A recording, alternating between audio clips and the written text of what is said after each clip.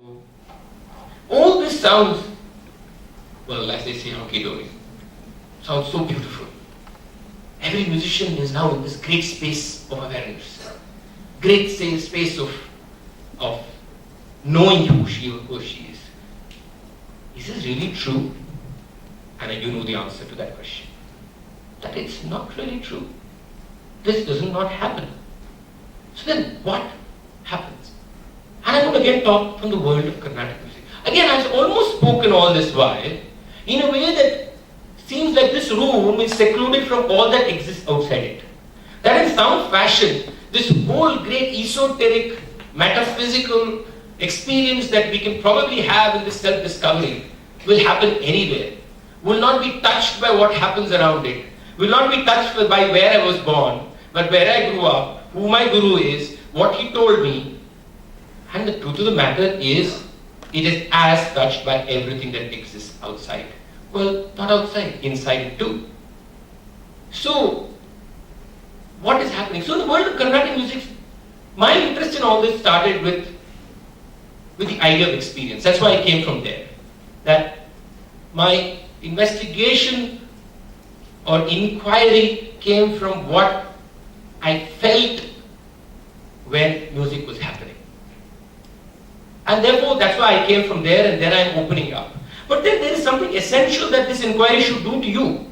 Is essentially should ask you, is your music that you so-called practice allowing itself and allowing its listeners and allowing its musicians, when I say the music, I mean the people, all of us who are constructing it, allowing ourselves to get to this realm where we can be, at least during the experience, devoid of all that separates us in society. During that experience, forget about the intellectualization of the experience later, which is a different discussion. So, when I looked at Carnatic music, I came up with many problems. Is there something about the way Carnatic music has moved in its centuries, in its years, and in its 100 years, at least in recent past, that is limiting the art, limiting the artist, limiting the listener, limiting everybody to a conditional, habituated experience of an evening of satisfaction? We have, there's something very funny. We will ask the same question very happily of television, of some modern technological gadget. And we'll all concur here. But the moment this question is asked about a holy, old, 2000-year-old Vedic period tradition, some people get very jittery about it. Because somehow in our mind, this form cannot be, because after all it's beyond all this. But Arnab Goswami is not beyond all this. I don't see a difference between the way Arnab Goswami behaves and with what I'm doing with my music. I'm saying this very honestly to you. Because I am not devoid of the society that he lives in. He lives in the very same society as I do. He responds to it differently than I do. It's recorded, right? Okay, thanks. But you get what I'm saying. I know I took a very extreme example, but such examples help sometimes. But you know what I'm trying to say? That we can't hold this, I am somehow holy and greater than everything else. I'm old, therefore I am precious, therefore. If I'm old, I'm also very introspective, which is again another big faux pas we make. If you're old, you're not necessarily introspective, both by age and both by tradition. Both fall into the same category.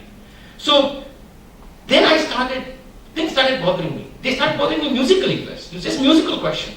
They were seriously bothering about the way I was singing. It was a serious problem. And those flashes where something touched me, rather than I touched something, would quickly disappear into the conditioning that we all were within the art form. So, is that conditioning problematic? What are the various things that are conditioning me? So the question is aesthetics, which we usually separate from society, and then we have socio-political, cultural aspects. So the problem in the world of art is you have two kinds of investigations. You have the anthropologist and the historian and the sociologist who will only talk about that part of the art culture. Then you have the musicologists who will talk about every frequency and all that. These two never talk to each other, both missing the other side of the puzzle. Nobody will tell you why the aesthetic is affected because of socio-cultural conditioning. Nobody talks to you why the aesthetic is actually influencing further socio-cultural habituations, segregations, demarcations, and both are happening. A few examples of that, and then I will close for today. I'll start with this two issues which is known, one is known, one is not so well known. The issue of gender in Carnatic music. A little bit of history, those who don't know. Carnatic music was traditionally practiced by 2/3 communities, all at that point of time part of the elitist narrative. The Brahmins, the Devadasis, and the Nadaswara Vidwans. The Nadaswara Vidwans and Devadasis belong pretty much to the same community. They married among the same community, so they were pretty much the same community, but we separate them because they had different roles artistically and culturally. So it was like a triangle relationship, where between the three, they exchanged music, they learned from each other, one composed, the other learned. All this was happening. Then of course, the anti-Notch movement came up. There was a huge amount of upheaval. The Devadasis had by then been used pretty much like prostitutes. And there was this whole very necessary kind of a social questioning, social demand for change. But what happened is that nobody realized that we're also somewhere destroying a certain artistic tradition. That there was nothing done to preserve the art of these Devadasis while addressing a very serious and important social issue. Both got bucketed to each other, and therefore that is the Devadasi story. I'll stop there. The modern Carnatic music you hear is a creation of pretty much the nationalistic movement of India. So it's 150 years old. So like everything that begins in 1857, it has all the problems that begin in 1857. I think I got the year right? So very interesting things started happening. The Devadasi's music was considered great, holy, they were singing in temples, they were teaching students, Brahmins were teaching her. In fact, they were the ones, if you have a lot of Tyagaraja Kirtanas today, Dikshita Kirtanas today, it's because of Devadasis. If they had not treasured them and taught them to many people, today I would not be standing here and singing them. But the new narrative of Carnatic music was happening in urban Chennai in the early 20th century. This was created by the Brahmin class and the upper classes, mainly the Chettiars. They were the two communities. And Chennai was the hub, had become pretty much the epicenter and continues to be kind of an epicenter of the art. So, until then, the only women who were on stage were Devadasis. Okay? Housewives and Brahmin women were not considered, it was not good for them to be on stage. Then what happened is interesting thing happened. That the music of the Devadasis was not completely brought into the mainstream of modern concert music, which I'm talking about music now. So what you hear as a Carnatic music today has in a way stripped itself very quietly over the last 100 years of many elements of art that the Devadasis had. This is a direct artistic influence of a social change. I can give you examples for it also if you want.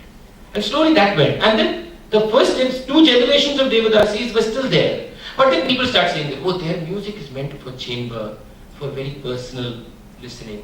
Therefore, only very, very intellectual people get. Basically meant that they can't be on stage and be as popular as all of you. This is what, when anybody does these kind of narratives, I generally feel that there is some subtext in these things. And it basically meant, so also a very interesting thing, it was the men among the upper classes that were taking the music to the city. So, machoism entered Carnatic music big time. And a lot of that came from actually the Tamil theatre movement that was very popular in Chennai. Okay? So a lot of vocalization was taken from the Tamil theatre movement of Chennai. So loud singing. And then this whole idea of mathematics and men. Right? Complicated science and men. I think I've said it all, right? You know what I mean. So this whole idea of music had to become very mathematical. So complicated math, something women can't do. Right? So they said, no, it has to be very, very complicated, and therefore that's the kind of match. This is not Devadasis music. So only if you fitted all this bill were you were accepted to come in. Then at the same time, so Devadasis slowly went out. Or there was a certain, they became teachers who taught a lot of mainstream musicians. One thing must tell you that the holding community, being mainly the Brahmin males, were very, very, very good at assimilating music, appropriating music from all these people. They took music from the Nagaswara Vidwans. What happened to the Nagaswara Vidwans? That's another story by itself. So, you had the Devadasis who were singing erotic music also, because they were singing padams and javalis. They were completely sexual and erotic, which cannot be accepted in the puritanical mainstream Carnatic music world, which made sure that only religious compositions was part of concert culture, which was not the reality even 60 years before that. So you had that happening. Then the housewife. Housewife was good to sing devotional music during Kolu. So the music of the Brahmin housewife was very simple. Light music. Light music. So then you had interesting narratives coming up from here, right? You had D.K. Pattamar, for example. I use her in my book too, and I find her fascinating. And she came into the world of Carnatic music as being equivalent to the man. She started singing the most complicated pallavis. Her vocalization is very important. Her vocalization is a very, if I may use the word, a very manly kind of macho vocalization. She then started singing very, very esoteric texts of Muthuswami Dikshita, and revived them, which also gives you a great amount of connection with a certain culture of ritual and all that. So she became, in fact, Pattamar herself felt her greatest compliment that, "Yen paata aambla paata mari sonnanga." That is, my music is like man's music in this. She was very proud of that, by the way. You know, that was a compliment. But that was the probably extremely sexist remark to make in today's world, right? But in her time, she felt very proud. So, now what is the world today? Forget about history. The unfortunate thing is that the world has not changed so much. So what has happened to the aesthetics? My whole point is, can there be a woman's voice in Carnatic music? Is there truly a woman's voice in Carnatic music? It's a very important question. Is there a feminine narrative that has evolved? Actually, I don't think it has really evolved, because the women are constantly playing the man's game. So if a woman wants to even now be taken as a serious musician, she has to sing complicated pallavis. Or they will say, she's good.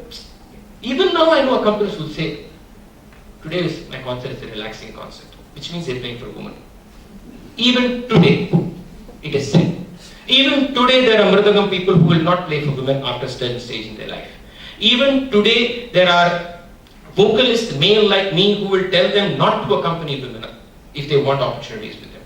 Even now the organizer will pander to the request of a male accompanist if he wants to play only for a man and not for a woman. Happens today as I speak to you. But the question here, beyond the sociological, very important one, is what has it done to the music? What has it done to the experience of the music?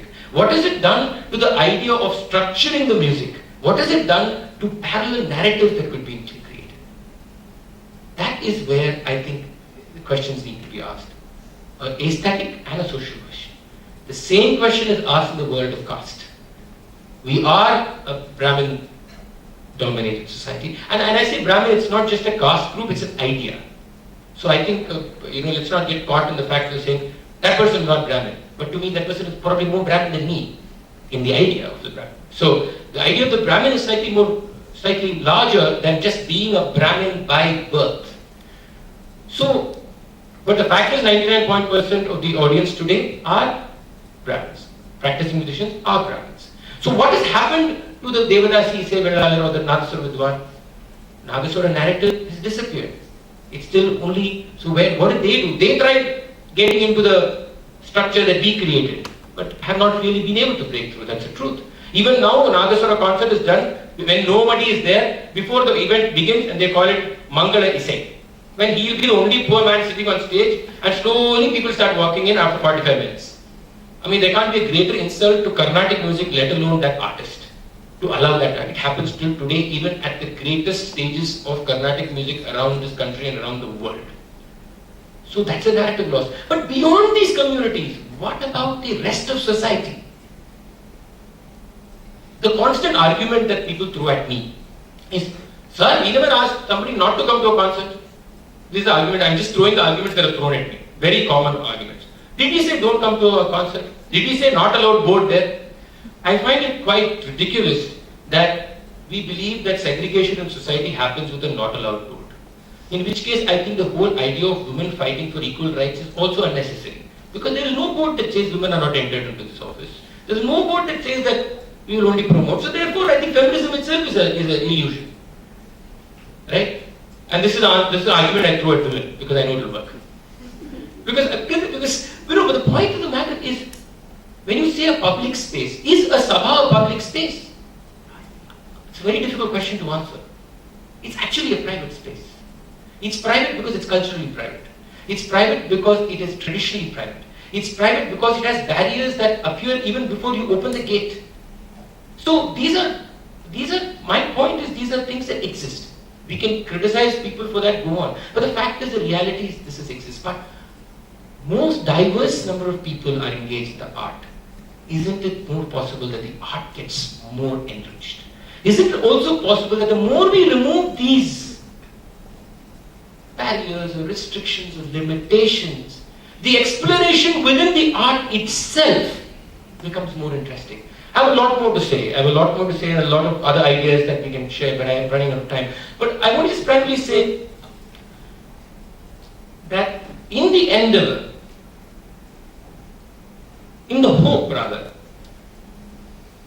of every human being with a voice of any kind, to stay true to that self, which is not about being selfish, which is not about herself or himself, or to be in touch with that which is not about themselves, is the beauty of living.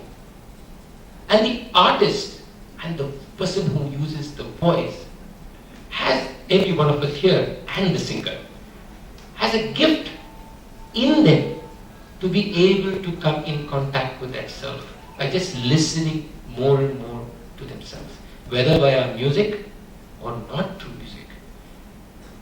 But this is not an endeavor, a happening that will happen without us addressing all that we have constructed around ourselves that further and further limit our ability to allow ourselves to be quiet, to allow ourselves to be spacious, to allow ourselves to be limitless.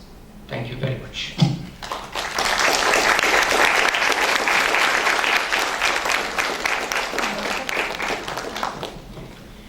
Thank you very much, T.M. Krishna, for that. Are you okay to continue standing for a little longer? We now open the floor out to questions. We've heard, we've listened, the things probably happening within us. If you have reflections or questions, this is the time to share them with the larger group and with T.M. Krishna.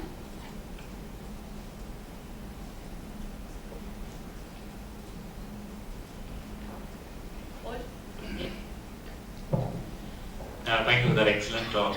I had a question. This fascinating exploration into what music is. You talked about breathing. You talked about those spaces. Is it the same inquiry that led you to these sociological explorations about what music is? Or did that come from a different social milieu, the politics of change? Yeah, I think I just touched upon it too. I think the birth of anything that I said sociologically comes from exploration via sound, via the voice. And it's through that and through what she has done to me. I always prefer music and sound as a she. That's just something. What she has done to me, that I think has moved to the sphere of sociality. Because the fact is, when you are intensely engaged, and then you see that intensity disappear,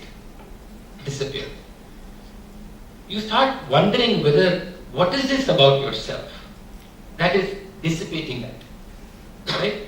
That's making that go away and not live. And then you ask questions, sociological questions about yourself, about my own condition, about the fact that maybe am I limiting my ability to be open, or shutting that door very quickly because something comes in my head and tells me, boss, no, this can't happen because this is wrong in that music. This is wrong in the environment that you live in. So the question is, as much, like I said in the beginning, the question is actually not about the others. The question is actually about myself. And I think I'm as limited as you are. I'm not any less or limited than you are. But it came from the fact that the music had the ability to show me something transcendental in some fashion. I hate those words because they have such connotations to it, but I'm just using it. Something that would remove myself from this. But the fact is I was always being dragged back. I'm still being dragged back. So then you ask the question, what is the thing that is limiting you? And then you have to investigate it. And you investigate it not to find solutions. You investigate it so that you can see it. I can't tick it off my list and say, okay, now I understood this is why this is happening. It's all gone. No, it's not gone. As all of you science know, you may know how something works, but the fact is you will still experience it. You may study for 20 years, but the fact is, if it does something to you, it still does that to you, even though you know this is the enzyme that is doing it. It doesn't make any change. That's the difference between experience and science. And it's the same here. I know, maybe.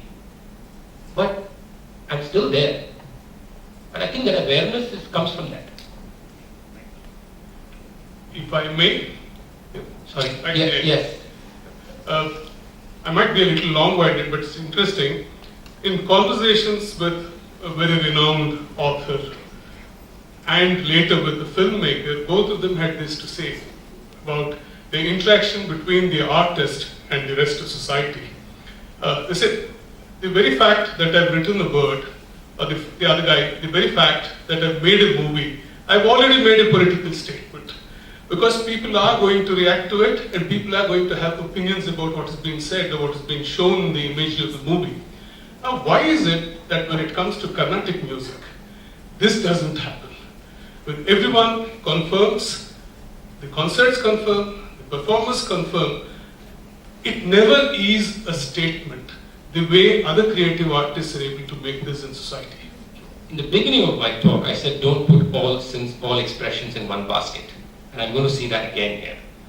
The purpose of an art form like Carnatic music is not social, religious, political or anything. Therefore, there is no political statement I'm making.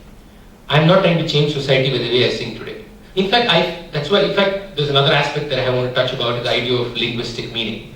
In my talk, I didn't have the time to do it, so I'm not going to get into that, because that's where you're coming from actually, in a way. Because the moment you say political statement, talk about language, talk about what it means, talk about change, when I sing a Tyagaraja Kirtana, very bluntly put, I don't care that it's about Rama. But I care that I say Rama in a certain way. Can you see the difference between the two? Rama as a deity does not matter to me. Does my conditioning make the image pop up in my head? Yes. But the deity doesn't matter to me. But when I say Rama, Ra and Ma are musical creations of that moment. I'm within every second of that. So I'm not here for an inferral transformation of society. So this form is not for that. I'm not saying this form is greater than that. Don't even get me there. Because we're multidimensional. We have different parts of our body and our minds and our emotions that need to be touched in different ways. So cinema does it in a certain way. Okay? Now if you see an abstract painting that has no figure that it has, so how you moved by it? It's probably not making a political statement. It's probably not telling you that it's the mountains of whatever place. But then there is a relationship that happens there, right? Think of Carnatic music like that. The problem is we ourselves as musicians have not thought of it like that. That is my problem. We have thought of it as some religious endeavor. We think that every time you come to a Carnatic musician, to a Carnatic concert, all of you have to think of Rama, how Tyagaraja did not, whatever I'm bad at folklore, but whatever Tyagaraja did, whatever Dikshita did tapas for so many years. I have no problems that you have that faith in those people. But that faith has got nothing to do with the experience of the art that they have given. My point is, we in the world of Carnatic music or Hindustani music, I would say I use the word art music for this. This is a word that's been coined many years ago and was used in the Western world, and we have to use it in the world of Indian art too. Art music, whether Hindustani, Carnatic, Western classical, jazz is art music.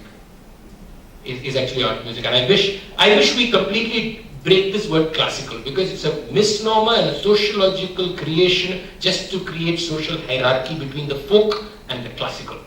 Creating ideas of sophistication, ideas of complexity, and making a narrative of that which is not complex and that which we consider not complex or so. So I would prefer you call it art music. Therefore, if you saw a film of Ray, okay, that is very different emotional and contextual experience to Carnatic music. So I believe that you should not make a political statement, should not make a social statement, but like you said, the problem is we are constantly making a religious statement.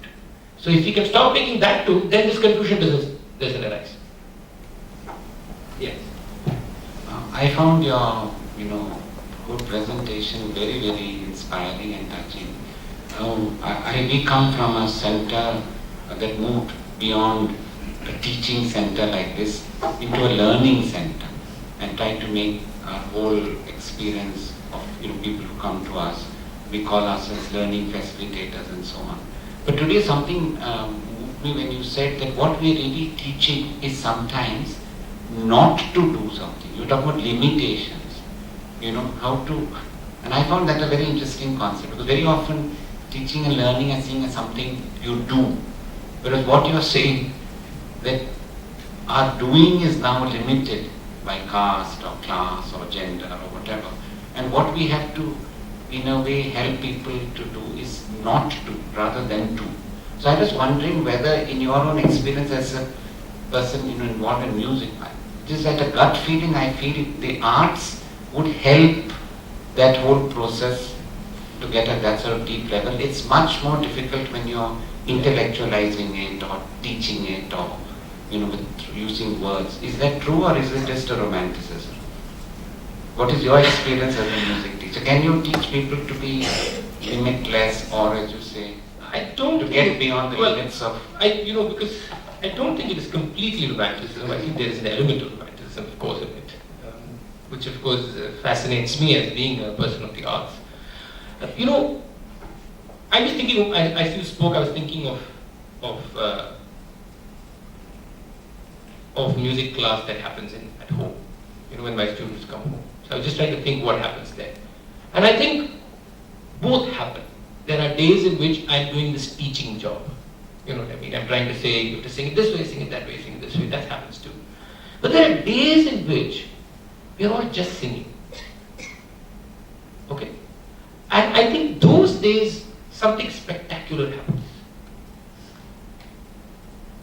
Where it's not about how something should be sung. It is not, in a way, the inquiry during that experience through the music itself questions context, questions ideas of gender. Because through the narrative that the musician, when we are collectively, there is no student and teacher that we are collectively doing, we are actually breaking a lot of these things musically, experientially. And so I do believe that it is possible to move people collectively to points where you don't intellectualize it and give it answers and write it into post material and say if you do this you will get that. But it is definitely possible, I think, and I think that's why sound is fascinating for me, because I think the intangibility of sound makes it very, very interesting. Does something to your stomach that is very, very, very, very beautiful, right? So I think it is definitely possible to go to that point where you're not teaching something because the teaching process itself becomes conditioned by so many things. Where, the ideal place, the ideal idea of sharing is when there's no giver and taker. Right? That's, to me, sharing. When there's actually no giver and a taker. That is the point where music can take you. And I think when you get there, magically, for whatever reason, that position questions all the constructions that did not allow you to get to that position. And through that experience, I think there can be silent movement in the person. I think it's possible, definitely. How we can enable this is a complicated question, for which I don't have an answer. Yeah. Sir, I have a few observations to make, if you don't mind. Please. Because it helps me comprehend you better if I relate what you say with something I already know. So, some of the things that struck me most was when you talked about listening in voice with the example of your disciple. And then you talked about the purpose of sound, if it was just for music or was it just for talking. And then you also suggested that music is something more internal than maybe something that uses voice. And then you also talked about form. I find that if you replace the the music in these sentences with the word meaning, and if you replace voice with the word word, With the word? word, Okay. it comes pretty close to what Bhartrahari said about spot on. Okay. I trust you on that one. So he said that Can you replace it and read it out to me? I'm curious how it sounds. Can you replace those words and just express the same thing to me again? So I can hear it that way? so it just means that the basic unit of communication is a sentence, and that meaning is something that you have in your head. It's already there, and that sound, when it's uttered, when all its parts are uttered together in a sequence, it just bursts or flashes in your head, and it comes out. It's already there in your head.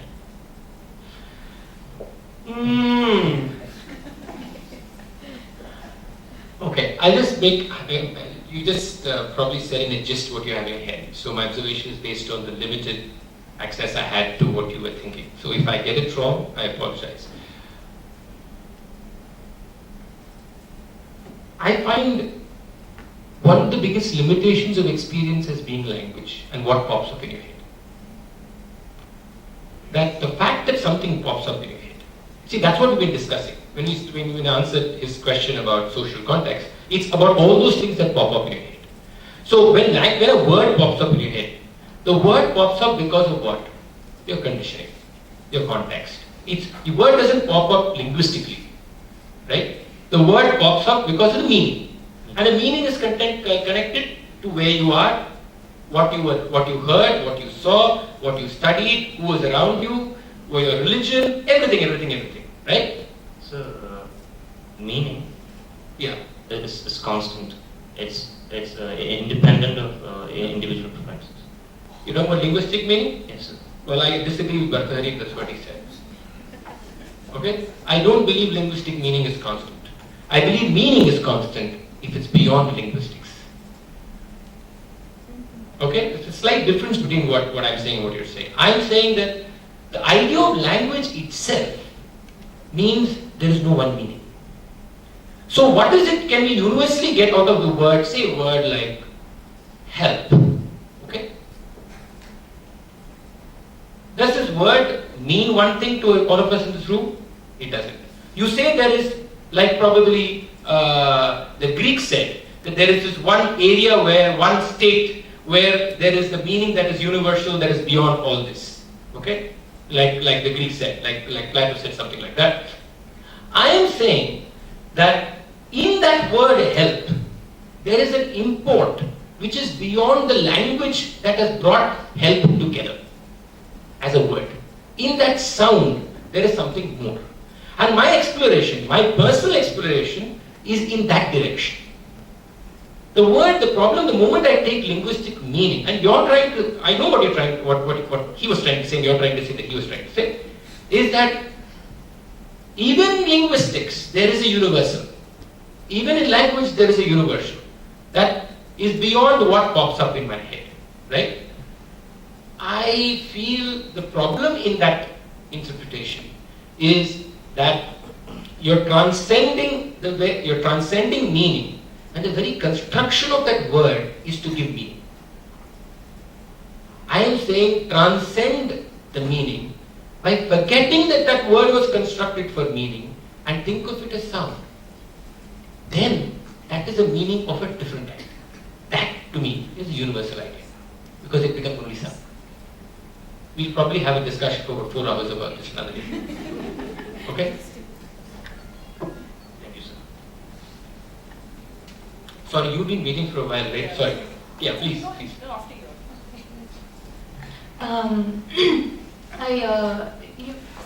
You made the argument that the emphasis on the religious framework of Carnatic music has led to the loss of certain voices and vocal traditions.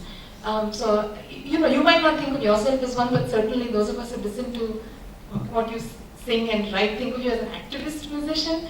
So I was wondering, what do you feel like you could, or people like you could do to prevent the losses of those voices and traditions? I'm only asking because of the point you made about how there's certain instrumentalists who will not play with women, including you added. So. No, not me.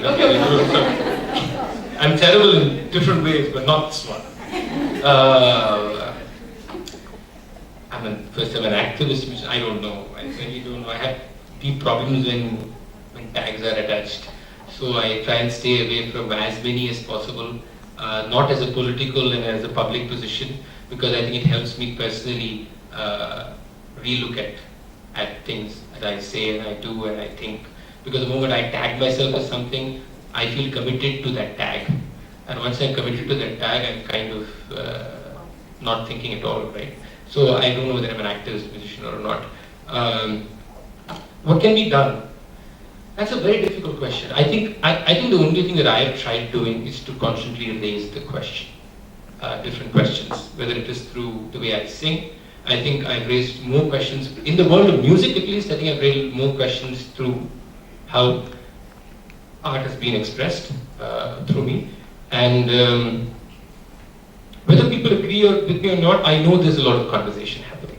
And I know there's a lot of agreement, disagreement, debate. That's absolutely fine. And I think about the other issues which are aesthetic and sociological, which are again connected to this. Again, I think there have been conversations. There have been counterpoints thrown, which is good, which is I think very good that people are finally think that they should talk about these things. Finally talk about what are they experiencing in a Carnatic concert. Or when you go to any, I think this is not just true of Carnatic music actually. I think this is true of everything that we experience today. We have to ask the question, what are we doing here? As long as my ego is satisfied that I can identify every raga that happened this evening and feel very good about the concert, is a ridiculous way to live your life, right? I believe so at least. So I think questions have to be asked, and I think people have to come up with parallel narratives to what I'm saying also. That is also, I think, important. I'm not saying I don't have the answer to these questions, many of these questions. And what I do musically, I never said that's the only way. I never said that is the way. So there could be many ways we can look at it. I think everything in life needs parallel narratives, not for one to win over the other, but for each to look at the other. And I think we are in general lacking for all these parallels, because the whole issue of the majority and the minority, the dominant and the not so dominant, comes into play very fast. So whether it's music, whether it is any other aspect of society, I just think a lot of people need to talk about it. And it has to be more than just talk also at some point, I feel that we have to engage more, not just on Twitter and Facebook, but something more. I think we have to. Maybe just a couple of questions, then we'll close for tea so we can continue this informal discussion. I had an observation and a question. My observation is that I think when I was a kid, I saw this movie Shankarabharanam. So I think that was the time when I really felt that there was an impetus on Carnatic music, because a lot more people started listening to it. Or some of us were exposed to Carnatic music from a young age, but not everyone. But I found that generally in discussions, we found that the song is really good. So I think films and movies have done a great push for Carnatic music, at least in Kerala. The other thing that I wanted to tell you is about Yeshudas. So there is this whole group of people who think that he, being a Christian, probably he won't know much about Carnatic music and we won't go and listen to his concert. And we also had another gentleman who used to sing Sopana Sangeeta and Kathakali music, one Mr. Hyderali, and he was a really good musician, and again the same thought process used to occur. But there were also the other group who thought, in spite of being in another religion, again the religious connotation used to come, that these people sing well, so it's really tremendous. So there was these two schools. There's one more connotation, I'll come to that later. Yeah, okay. So that this was the observation, like I said, movies definitely gave a push towards Carnatic music. I think probably you might disagree with that. But now, another question that I had in mind was, do you have any experience with music therapy? Okay. I'll make a few observations to your first point, and the second point I'm kind of lost, but I'll try. On Carnatic, I would rather say on Carnatic elements in cinema music. Because we say Carnatic music in Shankarabharanam. Shankarabharanam was not Carnatic music. Okay, let's be very clear about it. It had tremendous, because we have to make this nuanced differentiation here. We have made this big mistake of saying Shankarabharanam was Carnatic music. No. It was interpretation of the Carnatic sound, the Carnatic idea in the context of cinema. Did it have its contribution? Yes. I don't think anybody did. All the Tamil cinema, Sindhu Bhairavi, for example, also had a role to play. But there is a follow-up problem that happened, which also needs to be put on the table when we talk about this. The follow-up problem is that Carnatic musicians starting to talk about Carnatic ragas in cinemas, which is happening till today, which to me is absolutely wrong at many levels. An identity of a raga happens within the world of the context in which it is created and the sound that it has collectively within that world. Which means the moment I say Kamboji exists in Carnatic music. The idea of Kamboji elements can be used in so many other things. That's how aesthetic constructions happen. So Kamboji is a live being within the Carnatic world. Elements of it has been used in cinema in different forms. And please remember that cinema music has a different reason to exist. It exists because of cinema. So the primary reason you have music in cinema is because it's a visual. So which means that the sound is there to give you an experience of the visual. So therefore the interpretation of elements, you could also say jazz elements in cinema. You don't say we heard jazz music in cinema. You don't ever say that. We say we use folk tunes. We say we use western tunes. But we say each side there is Carnatic music. There's a certain misnomer there. That I would like to clarify. Now on Yesudas in the world of Carnatic music or anybody else, there have been a few musicians like that. But let's be very honest about this. At least I should be very honest. Is Yesudas considered in the same league of so many other top musicians in the Carnatic world? The answer is a capital N, capital O. That's the truth from an insider. Okay? We do not consider him same as the top Carnatic musicians. I won't go to the technicalities now. It's the truth that he's not considered. Does he get a huge following? Of course. I can take a bet, go to the audience of a Yesudas concert, then go to the audience of any other top musicians. Do a set theory on that, you will find very little who are part of both sets. They are very independent sets. Usually in Yesudas concert, you have audiences that are not so hardcore. In a T.M. Krishna concert, you will find a hardcore audience. You know what I mean? So there are these very subtle movements that are happening. So it is not so black and white. There is another thing. I think there are exceptions. There is, of course, Sheikh Chinna Maulana who played the Nagasura and lived in Trichy. There are exceptions of musicians from other religions who come in. But it's very limited. Primarily because of primarily because not because of the text, what we have done with the text. I don't think anybody has an issue with the text. The issue is when we keep talking about the text as being, for example, if I am always told if you don't understand the meaning, there can't be bhava in music, and I think that is nonsense. There can be bhava in music even if I don't understand one word. So, but we do one small thing which I have a trouble with, is when a person like Yesudas or Sheikh Chinna Maulana come and participate in the world of Carnatic music as artists. Us, the majoritarians, have this way of sometimes implying somewhere that they have religiously, in a way, accepted something when they have come in. Which I think is something we have to be careful about. In the sense, we say, even though he is Christian or he is Muslim, see, he still has bhakti towards this religious world. This is the comment I have heard, which I feel, I rather flip it on its head and say, it's a celebration of those individuals that they can live two worlds and they can see the two worlds as not being contradictory to each other in any fashion. Rather than, in a way, quasi bringing them in a religious context, appropriating it in a certain way. This sometimes happens, and that bothers me sometimes deeply, which I feel is unnecessary. Which is again because we have conditioned ourselves to believe that ours is religious music. Nama Sankirtana is religious music. Kavali is religious music. Okay? I am not singing religious music. Or neither is the Hindustani musician singing religious music. So all these have different windows to it. So that on healing, I have no clue about it. That's the truth. But if somebody comes and tells me Raga Ananda Bhairavi cures diabetes, I'll say please go take a hike. So, or I'll ask him that question: who's singing Ananda Bhairavi is what I'll ask him. Because not just Raga Ananda Bhairavi, depends on who's singing the Ananda Bhairavi, right? So I don't believe this. At least till now, the papers I've read on this, which I have read out of just sheer curiosity, cannot convince me that an abstract aesthetic idea can be given an empirical data and put into that empiricism in any fashion. It is like us trying to define intelligence.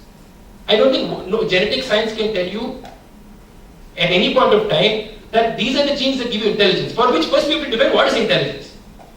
Right? So starting point there itself is problematic. How are you going to define intelligence? We know IQ is completely flawed today. So it's like asking, can we really put up that kind of data to give us that kind of thing? Then so I really don't think it's possible that it will specifically cure anything. But is music good for your health? And some fashion, I guess it is. Everything is. So that way, yes, but not heart attack for this. And yes. One more question. I think maybe by Alpana, what do you think? I'm just trying to get a vote of hands. Shall we ask him to sing a little? Yes. No, yes. Please, no, please. Yes. After speaking for such a long time, it's very hard. You mean you'll come back after tea? No, singing, not singing. Another day, I promise I'll come back and sing, but not sing, please. Thank you. We have a special request. Just a few stanzas, please, on behalf of all of us. Okay, I'll do a few stanzas. I'll take your question. Thank you, sir, for that very thought-provoking session.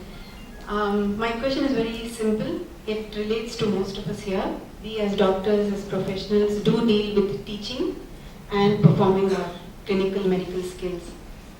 To some extent it is complementary to each other, but not always. And I would like to know from your experience being a teacher and also a performer, is it complementary? Because most often we know that good teachers may not be good performers in the musical profession. Is that true? Does performance help teaching or teaching help performance? I think the latter is probably more accurate. That another word I don't like is performance, so I'd rather say singing rather than teaching.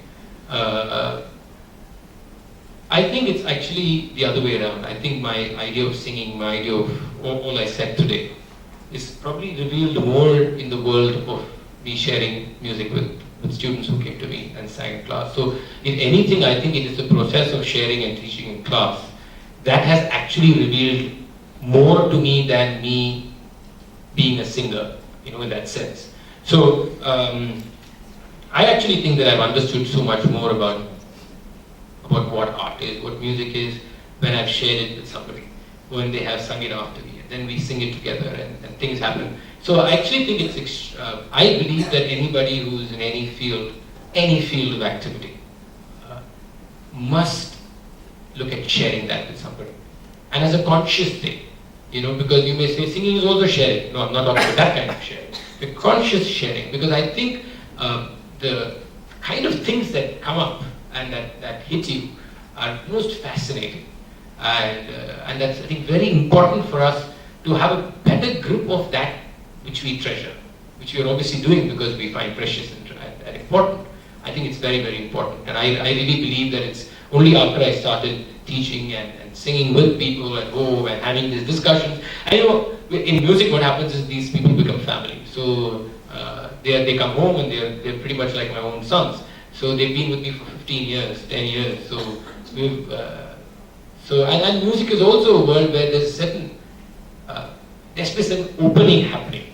You have to really open up as an individual for it to come. So I think really teaching is very important.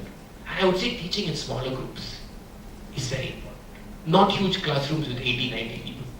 I think even when there are classrooms with 80, 90 people, I think we have to create spaces in those worlds of teaching where there can be 4 of us sitting together. And not accidentally in the cafeteria over lunch. Consciously, as part of the process of teaching, that we will be able to spend some time with those 4 people over a month.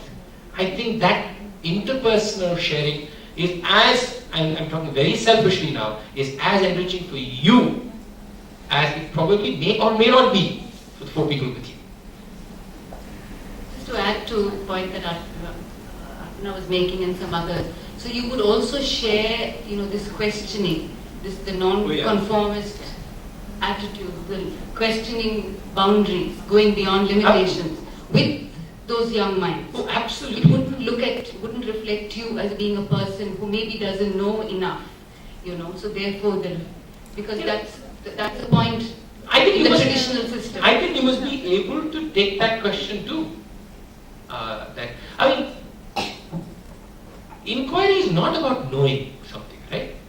So, say somebody knows a lot, does that mean that inquiry is deeper? It doesn't necessarily work that way. The system doesn't work that way. So I think the very process that you can be honest about and have integrity about the process of inquiring, whether you know just ABCD or whether you know to make words, I think that is what you're sharing. So even if your student knows more than you would probably make that student inquire in ways that you never inquired. Isn't that the most beautiful thing you can do in your life? I can't think of anything more beautiful that I can do. So I would say it really doesn't matter what you know. But as far as where we are, I think with my students who have been with me, every inquiry has been collective. There have been arguments, fights, everything, name it. It's like everything. I completely disagree with you, Anna, and you'll walk away. I said, fine, disagree with me. And then, and then we sing, and then we talk about it, and sometimes we travel together. So it's a little different world, right? So you travel, so during the travel, the conversation is still going on. So it's not a gurukula, they have their own homes, they stay there, but the spirit of being able to share a lot is there. And I think that can be created in any context.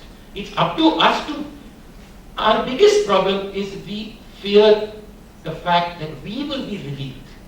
We fear the fact that the student may know more than I do.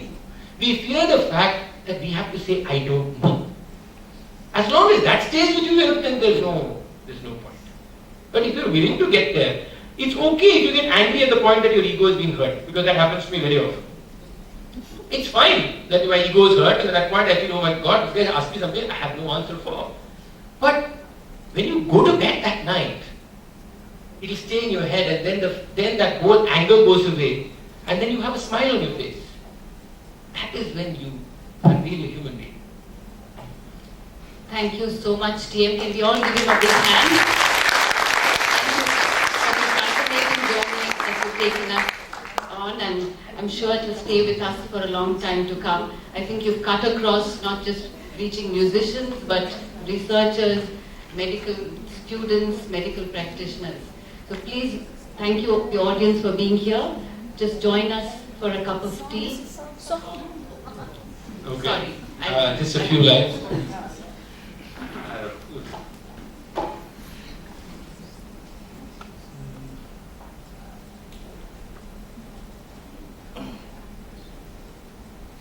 I don't know what to sing, so if I know it, I will. Okay, I'll sing a few lines. That's his linguistic limitation.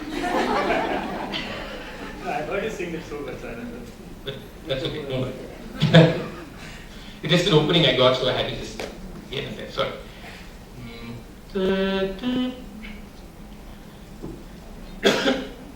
Baro Krishna, Krishna,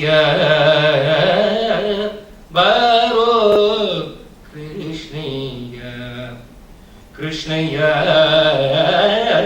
Baro Krishna, Ninna Bhaktaramane Giga Krishna, Baro Krishna, Ninna Bhaktaramane Giga Krishna, Baro Krishna, Baro Ninamukhato, Baro Ninamukhato, Baro Ninamukhato, Ninasariya Jagarashilane, Baro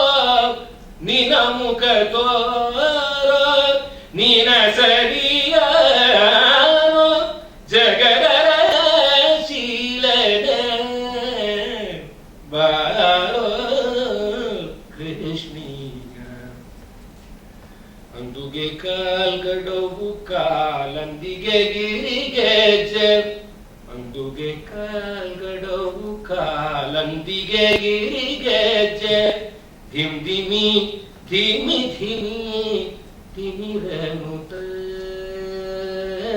ಧಿಮ್ ಧಿಮಿ ಧಿಮಿ ಧಿಮಿ ಧಿಮಿರನುತ ಧಿಮ್ ಧಿಮಿ ಧಿಮಿ ಧಿಮಿ ಧಿಮಿರನುತ ಧಿಮ್ ಧಿಮಿ ಧಿಮಿ ಧಿಮಿ ಧಿಮಿರನುತ ಪೊಂಗುಳಲನೂದುತ ಬಾರಯ್ಯ ಪೊಂಗುಳಲನೂದುತ ಬಾರಯ್ಯ ಪೊಂಗುಳಲನೂದುತ ಬಾರಯ್ಯ ಬಾರೋ ಕೃಷ್ಣಯ್ಯ ಕಂಕಣ ಕರದಲ್ಲಿ ಹೊನ್ನುಂಗುರ ಹೊಳೆಯುತ್ತ ಕಿಂಕಿಣಿ ಕಿಣಿ ಕಿಣಿ ಕಿಣಿಯನು